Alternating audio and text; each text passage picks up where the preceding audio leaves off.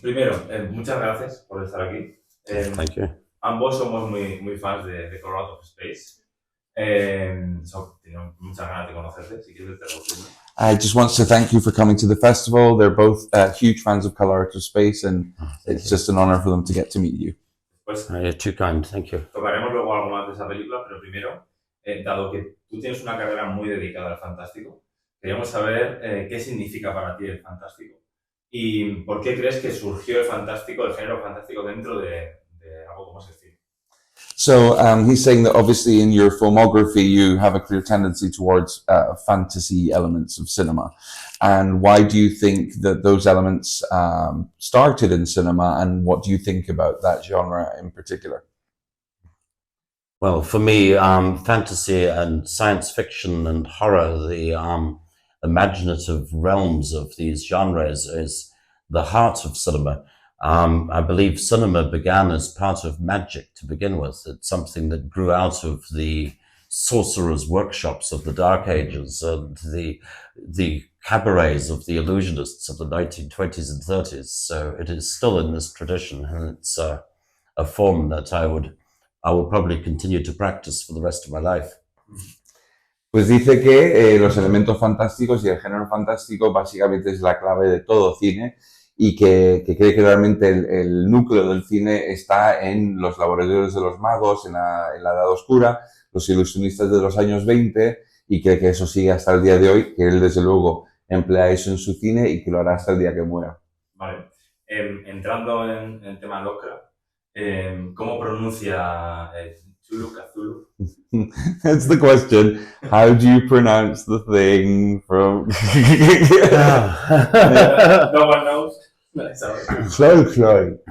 Yeah, I think there is no consensus on how to pronounce Cthulhu. Cthulhu. Many different opinions. I'm just going to call the big green guy Cthulhu because it's clearer that way. Okay. Que sí, que dice que no hay un consenso. What was the first one? I can't pronounce that. Eso, que no hay un consenso general o Cthulhu, Kultu, que el grandullón verde le llama Cthulhu, porque le gusta cómo suena. In context, yay, Cthulhu, really, fatah. Ole, Cthulhu, qué majo está hoy, ¿qué te has puesto? Ole. Cuando empezaste con el proyecto de Color Out, ¿directamente fue la idea hacer Color Out of Space? ¿O tenías otra idea, otro relato de Lovecraft en el tintero que te hubiese gustado adaptar más? When you made Color Out of Space, was that the intention from the beginning to adapt that story, or was there something else in the chamber that you sort of evolved into you making Color Out of Space? Well, for many years, I have had a strong desire to remake the Dunwich horror.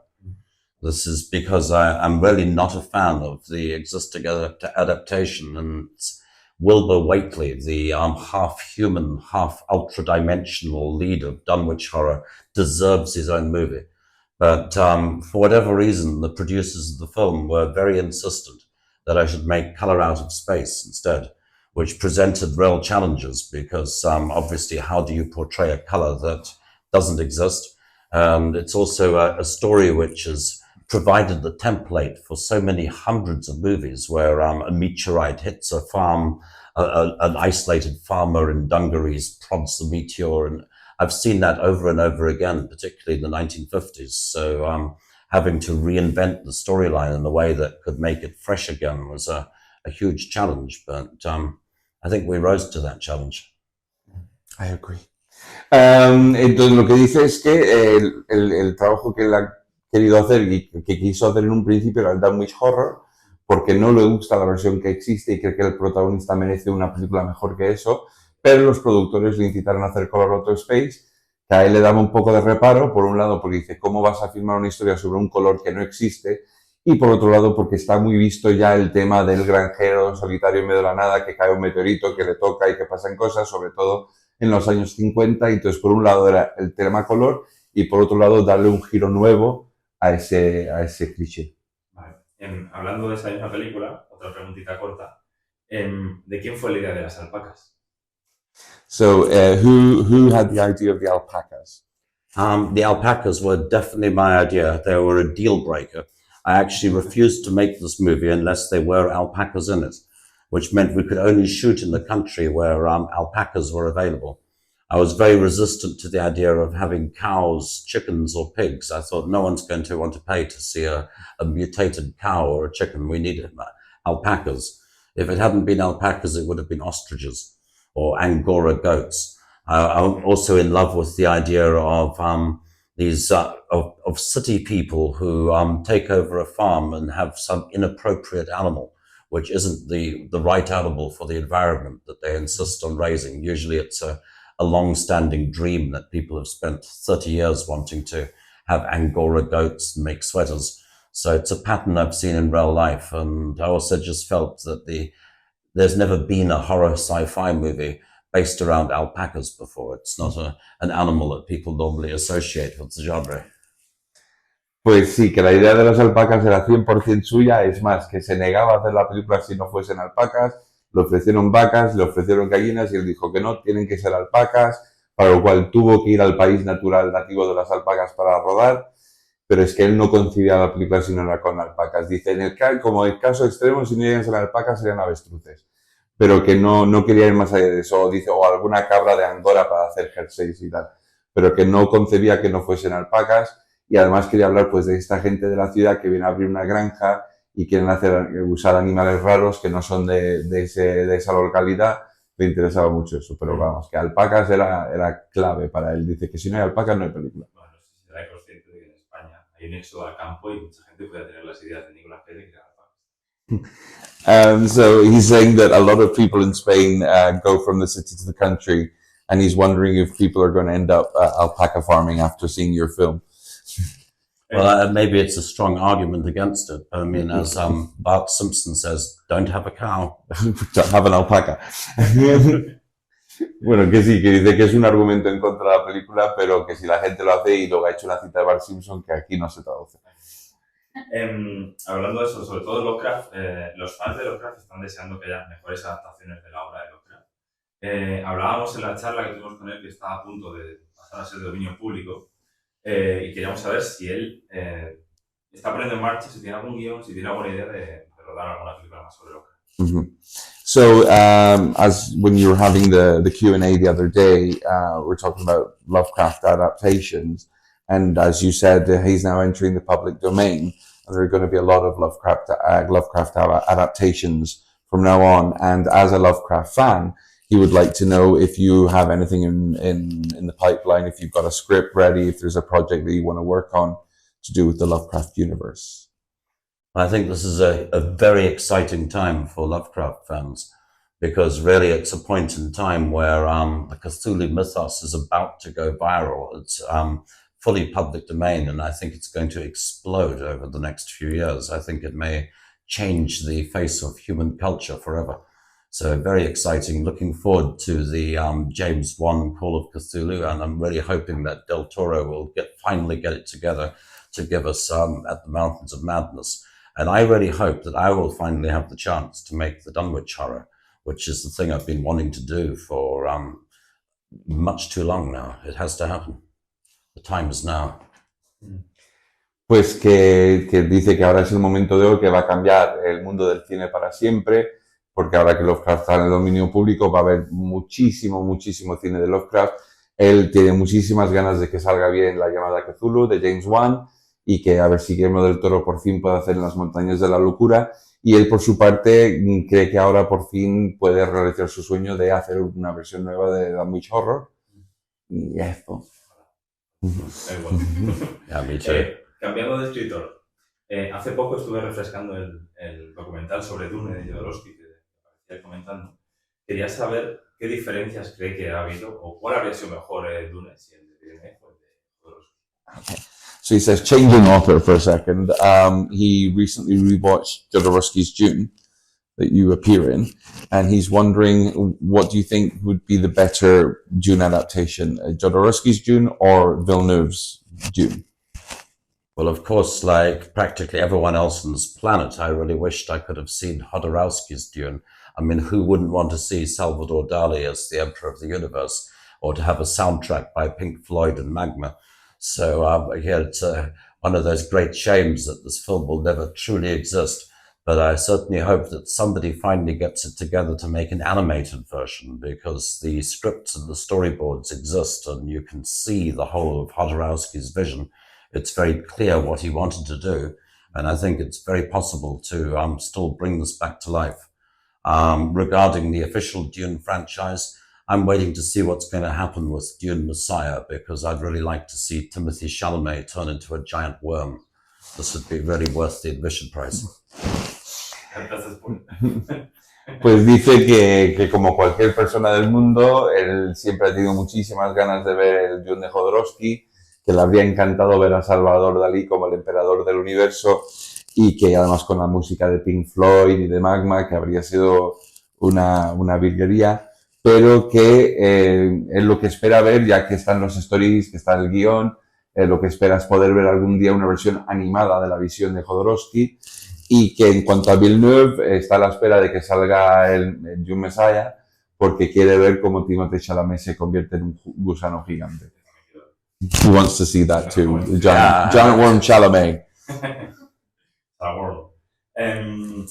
Vamos otra vez a Lovecraft, pero en su faceta de actor, me consta que, no he podido buscarlo, pero me consta que apareciste en Dagon y apareciste en 12 monos. ¿Cómo apareciste en esas dos películas? ¿Cómo fue llegar ahí? So he's talking about your appearance in Dagon and your appearance and 12 Monkeys, and he's wanting to know how all that came about.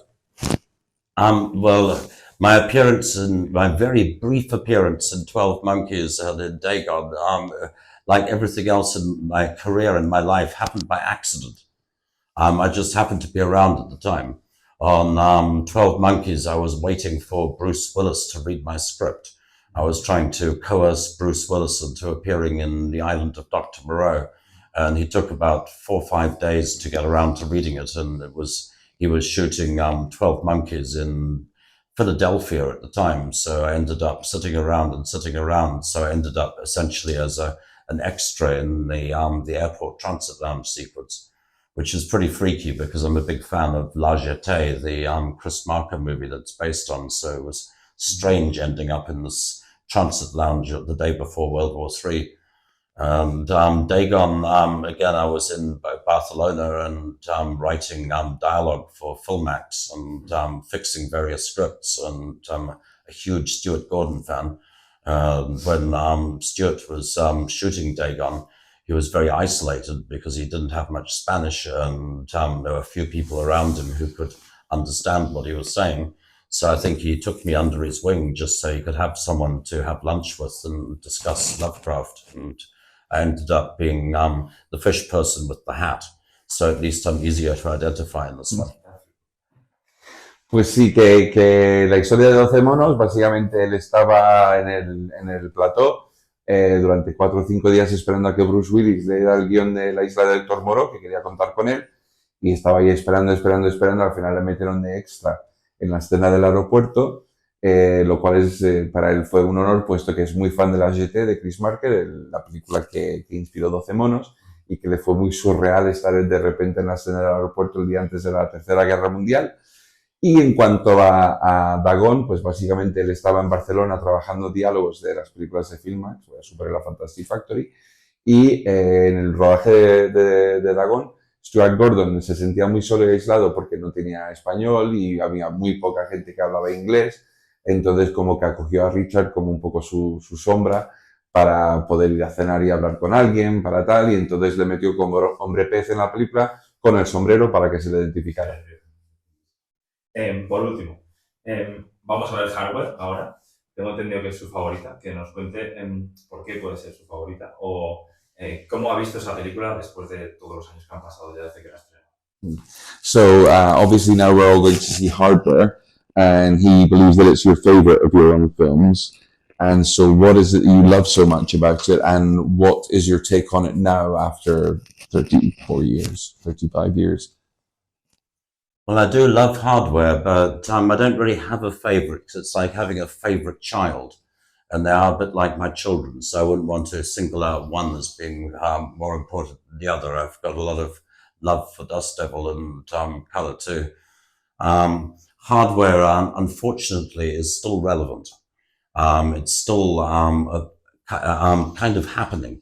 Hardware was always meant to be set somewhere in the mid 21st century, probably the 2060s, in an environmentally destroyed world where it presumably hasn't rained for decades, and where all life on Earth is under tremendous pressure from climate change. And we also can see in hardware how the world they're living in has become a lot more authoritarian, a lot more right wing, and how everything is monitored by CCTV, and how the characters are basically reduced to being a cog in this mechanistic society, which unfortunately is still relevant. The world is still heading that direction. And the movie was born out of my fear and panic as a teenager at the thought that I would be spending the rest of my life trapped in the 21st century. And now we're here. I'm still just as concerned about what's going to happen next, especially with the advent of drone soldiers and AI just around the corner. I think hardware's unfortunately still ahead of the game. Pues que dice que en cuanto a que sea su favorita, no tiene una película favorita, que todos son sus hijos, que no se puede escoger un favorito, pero en cuanto a lo que le gusta o no le gusta es que hardware es más relevante que nunca ahora. Él siempre tuvo la idea de crear, de que la película tuviese lugar en los 2060 más o menos, en una sociedad pues donde por el cambio climático no ha llovido en vete a saber cuánto, que la población está bajo un estrés enorme, y pues con una sociedad de autoridad, de ultraderechas, todo el mundo siendo vigilado constantemente por cámaras, y que todo eso refleja tristemente lo que vivimos hoy en día, que él a la hora de crear la película la escribió con un miedo y pánico que tenía de muy joven de que iba a vivir la mayoría de su vida en el siglo XXI. Y aquí estamos y con la inteligencia artificial, con los soldados drone, que nos aleja mucho de la visión que puso en hardware, y eso no le termina de alegrar. Bueno, pues sin más, eso es todo. Me alegro de ver la entrevista y ver que además se mantiene actualizado y le gustan las corrientes nuevas, porque lleva un colgante de Laurin y un pin de Morty. So he says it was an absolute pleasure to get to interview you, and he's very happy that you seem to be up with the latest trends, because you have your Oren necklace and your Rick and Morty pin. Yeah, well, as I've gotten older, I realize that I'm horribly starting to resemble Rick more and more. I mean, I don't foam at the mouth and have the blue hair, and I left my portal gun behind, but I do feel a certain identification with the character. Es que sí, que dice que conforme va a pasar el tiempo cada vez más se identifica con Rick, que no echa espuma por la boca, no tiene el pelo azul y no tiene el pistola de portal, pero que sí, que es que cada vez va más encaminado hacia ese personaje. Thank you so much. Well, thank you. It's been a pleasure.